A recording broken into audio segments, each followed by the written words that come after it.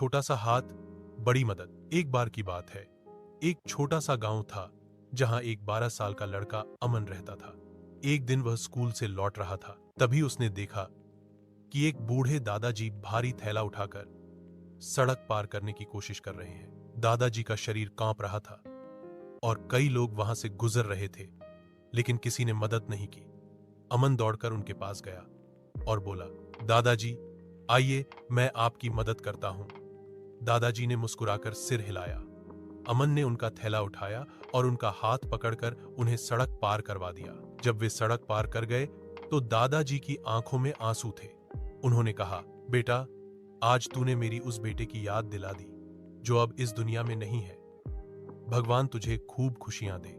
अमन ने मुस्कुराकर कहा, दादाजी, आप भी मेरे दादा जैसे हैं। जब भी जरूरत हो मुझे याद कीजिएगा। उस दिन से अमन और दादाजी अच्छे दोस्त बन गए।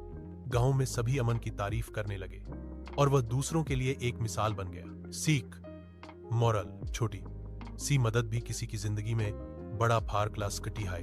दोस्तों, अब हमारे चैनल को सब्सक्राइब करें। Ask chat GPT. छोटा सा हाथ, बड़ी मदद। एक बार की बात है, एक छोटा सा गांव था जहां एक 12 साल का लड़का अमन रहता था। एक दिन वह स्कूल से लौट रहा था, तभी उसने देखा कि एक बूढ़े दादाजी भारी थैला उठाकर सड़क पार करने की कोशिश कर रहे हैं। दादाजी का शरीर कांप रहा था और कई लोग वहां से गुजर रहे थे, लेकिन किसी ने मदद नहीं की। अमन दौड़कर उनके पास गया और बोला, दादाजी आइए, मैं आपकी मदद करता हूं। दादाजी ने मुस्कुराकर सिर हिलाया। अमन ने उनका थैला उठाया और उनका हाथ पकड़कर उन्हें सड़क पार करवा दिया। जब वे सड़क पार कर गए तो दादाजी की आंखों में आंसू थे। उन्होंने कहा, बेटा, आज तूने मेरी उस बेटे की याद दिला दी जो अब इस दुनिया में नहीं है। भगवान तुझे खूब खुशियां दे। अमन ने मुस्कुराकर कहा, दादाजी, आप भी मेरे दादा जैसे हैं। जब भी जरूरत हो मुझे याद कीजिएगा। उस दिन से अमन और दादाजी अच्छे दोस्त बन गए।